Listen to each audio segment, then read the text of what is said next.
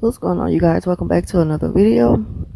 I hope y'all could hear me clear because I came down with a strep throat and an earache, but the hot fluids and everything and the medicine been helping my throat. Still have a bad earache, but I still wanted to talk about this.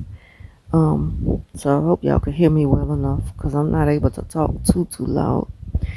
But I want to talk about 5 things that narcissists do when you discover their true identity. Once they realize that you have figured them out, they paint you as the enemy. And you have the choice to either use that time to warn people or to just stay away from the narcissist as far as you can. But either way it goes, they will paint you as the enemy. It's like they have to hurry and do everything they can to proclaim innocence, because now they're gonna assume that you're gonna warn people about them, and they will smear you and do as much research as possible to contact as many of your associates so they can falsely warn them about you. They become so furious and afraid that people will see them that now they're gonna do everything they can to for damage control, which also damages your character if it sticks. And they don't care. They don't care if it destroys you. They may even hide out for a while, but while they're hiding out, they're lurking. They sit back and watch to see if their counterclaims is trusted enough to go in their favor. So now they just have to kind of sit back and see how things are gonna go. And if you are vocal about the narc's true character, they gather as many people as they can who's kind of ignorant to the fact. And not ignorant like, they just don't know. They're not aware. They're naive. They just don't know enough about narcissism to even begin to process it all. But they gather as many people as they can who's ignorant to the fact that they can use those people. They'll end up using those people to attack you so that you back off, meaning keep quiet. Because you're not attacking them because you're speaking the truth. You're just simply speaking the facts about what you dealt with, what you know for a fact. And the narcissist is going to process that as an attack. So now they need to gather as many people as they can to be on their side so that those people can be used to go back against you, again, to make you either keep quiet. But that's what they want those people to think, that they just want you to keep quiet. Meanwhile, they really want you to surrender. The narcissists want you to surrender. They don't want to lose you, but they just want you to be quiet. Don't warn people about them. Don't speak about your experience with them. They want you to keep it to yourself. They feel like, how dare you talk about me behind my back. I've even had a narc say that. I wish she stopped talking about me. Why does she keep talking about me? I'm speaking the truth. I'm talking about what I went through with you. And I have every right in the world, and just like anyone else who had to deal with emotional abuse, manipulation, smearing, everything that comes along with narc abuse. You have every right to speak about it, to vent about it, to get therapy about it, to help yourself to overcome it once you fully understand what's happening. You have every right to speak about it, and the narcissists don't like the fact that you have that kind of freedom. They cannot take that from you. So the next thing on their agenda is to just silence you by attacking you. These attacks are used to punish you because not only you figured them out, but because you're speaking out, exposing them. They are afraid of being exposed. That's the thing they fear the most.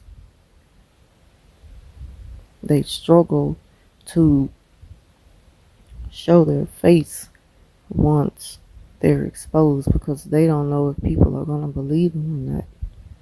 So they hide out and do what they need to do, to try to save face or claim innocence or just take your mind off of looking at them that way. They go look for new supply. They love bomb you or love bomb other people. They do everything they can to pretend like none of that is happening. But trust me, deep down inside, they are angry. They become very, very angry at the fact that you're speaking out against them and the abuse they put you through. So, they use false narratives as a shield and they look for new supply, not to truly just move on peacefully, but instead to make you surrender. Because narcissists, they don't give you closure. Even if you were to kind of play the game their way and approach them just to let them know, look, I think it's best that we don't, speak out anymore. We don't deal with each other anymore. Or if you're in a relationship with them and you're just at your wits' end and you figure them out and you're just done, emotionally done, and you let them know about it, it's like they hear you, but they're going to find ways to make you want to stay and make you feel bad for leaving. They're going to bring up everything they did for you, which was all a part of love bomb manipulation, the catch. And then they're going to bring up anything that makes you look bad as a person. So it's like, why are you trying to make me stay if you're bringing up the things that you didn't like about me being here? Narcissists confuse themselves at some point. But it doesn't even matter that they think illogically. They still want you to stay because they feel entitled to you. And if you continue to deal with the narcissist, the abuse is only going to get worse. It doesn't get better. They're going to continue to point out reasons for treating you the way they did for so long. That's what they do. They never take accountability in their own wrongs. They refuse to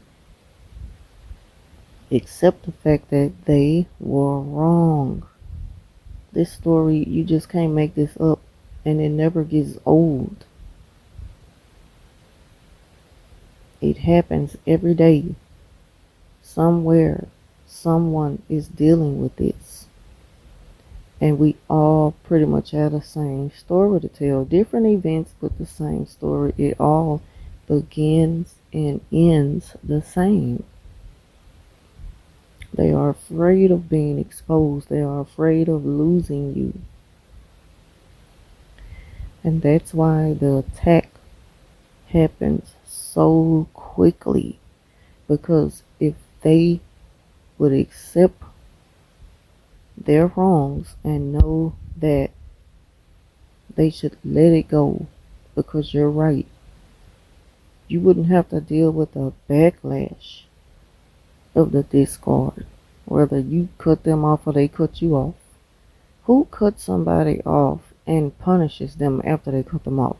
If you cut them off, it would seem like you don't want to deal with them anymore. So what sense does it make to try to punish them after you cut them off? I mean, I know we could look at it as a revenge. Narcissists get revenge on innocent people who haven't done them anything wrong. And that doesn't make sense to people who think with a clear mind and, you know, people who see things for what it truly is.